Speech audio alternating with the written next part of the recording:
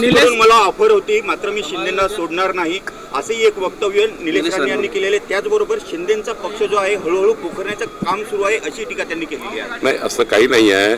आम्ही कधीही कुठलीही कुणाला ऑफर देत नाही.